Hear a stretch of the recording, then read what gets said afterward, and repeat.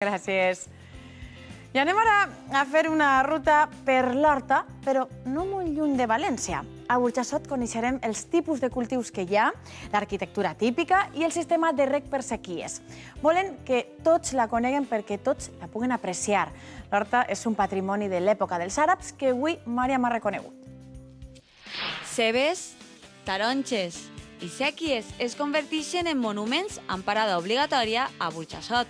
I no és per a menys l'Horta valenciana que hi ha en este terme municipal es mereix una visita. Miquel, passejant per Estorta mos donem compte de que està viva. Sí, clar, l'horta està ben viva i així tenim els llauraors treballant. Uns estan abonant, altres estan repassant els cavallons. Allí tenim birbant en aquell camp de cebes per a llevar la brossa. Mireu un moment.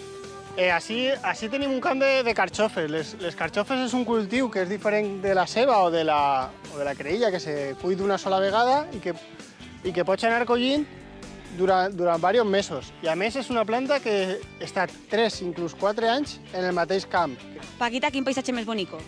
Muy bonito, muy bonito. A mí me gusta mucho la huerta y vengo todos los domingos a andar. Quin luxe veure com collixen les carxofes.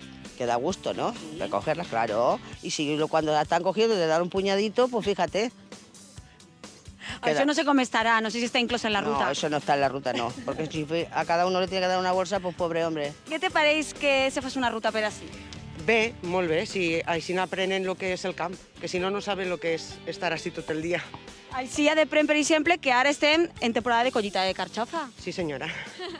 Hasta maig. Volia que me digueres o m'explicares com se fan els cavallons així tan alçada, que tenim una duda que antes no se feia. Bueno, este tipo de cavalló se fa expressament per a la creïlla. Imagina que sabràs que els cavallons és una cosa típica de l'Horta de València. Se fa este més ample perquè així podeu veure com n'hi ha 2 tires de quiriguilles. I això ja se fa a màquina, la quiriguilla necessita que el cavalló siga alt. Són coses de la modernitat. Exacte. Que és una horta tradicional, però... No sabem encara, nosaltres som més tradicionals encara no sabem fechar això.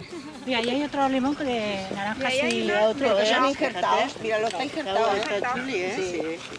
Mireu el que tenim així. Tenim una figuera, però no és una figuera qualsevol. És una figuera de la varietat Burdissot, que és una varietat autòctona en Burjassot que fa unes figues molt dolces. Inclús ja diuen que el papa Alexandre VII, el Sext, el papa Borja, demanava les figues expressament de Burjassot, perquè li agradaven molt. Com no és temporada no poden tastar les figues, així que s'anem a parlar de les sèquies. Així en Burjassot hi ha 2 sèquies mares, 2 sèquies principals, que són la de Tormos i la de Montcada, encara que la de Montcada rega molt poquet. Aquesta sèquia és molt important perquè passa per baix del molí de la Sal, que és l'edifici d'aquesta nit que tenim així, que és l'únic molí que funcionava en l'Horta fins fa 2 anys. Què és el que més l'agrada d'esta visita per l'Horta? Pues la veritat, tot. Jo, en el caminar per l'Horta, ja n'he dit prou.